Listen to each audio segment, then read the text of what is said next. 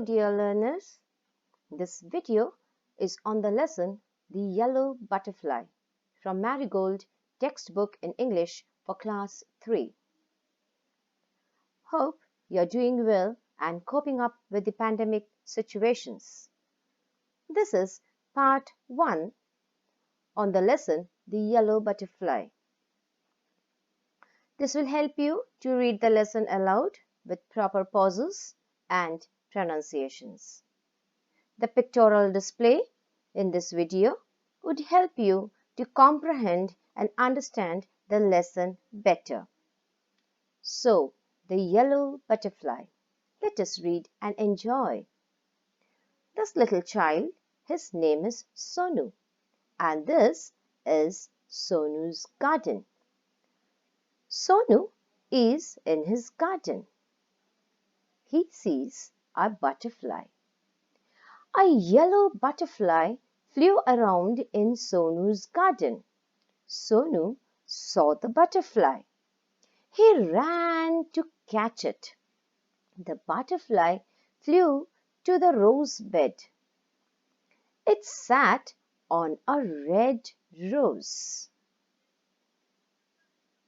You can see here the butterfly is on a red rose, and this is a rose bed. What is a rose bed? The part of the garden where only rose plants are grown is called as the rose bed. Let us see.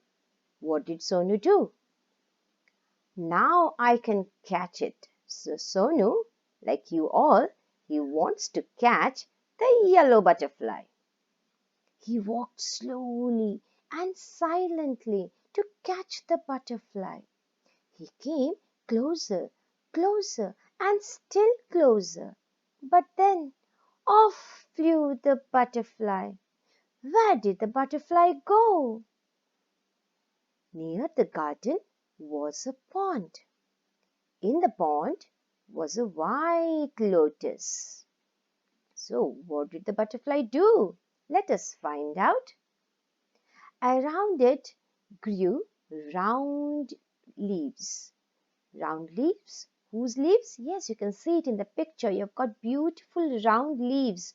Of which flower? Of the lotus. Exactly. They floated in the water. The butterfly sailed on a floating leaf. Now what did Sonu do? He wanted to catch the butterfly, isn't it? So Sonu went splash into the water and off flew the butterfly. Where was it? Sonu looked up. He looked down. Near the wall was a peach tree. It had pink flowers. You can see it in the picture, the beautiful peach tree with pink flowers. The butterfly sat on a pretty flower. Yes, I can catch you, shouted Sonu. He climbed up the tree. Up, up he climbed, but back it flew down from the tree. Who is it here? The butterfly. Sonu climbed the tree up and up, but the butterfly flew down. Sonu jumped down too. He chased the butterfly from the rose to the lotus and up the peach tree, but he could not catch the butterfly. Sonu could not see it at all. He looked everywhere. At last he saw the butterfly. There was a big spider's web in the peach tree. You can see the web in the picture, isn't it, children? And the spider sitting here in the middle of the web. Let us see what happened to Sonu. The butterfly was caught in the spider's web.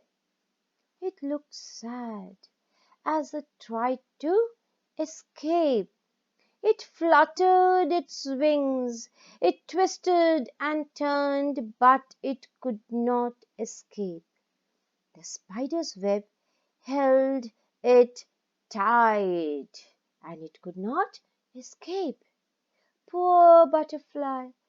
In the middle of the web was a big spider. It looked hungry.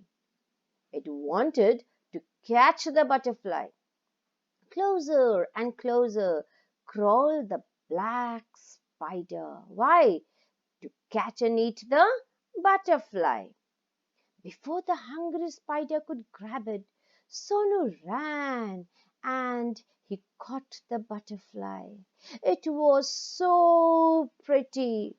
It had brown spots on its yellow wings.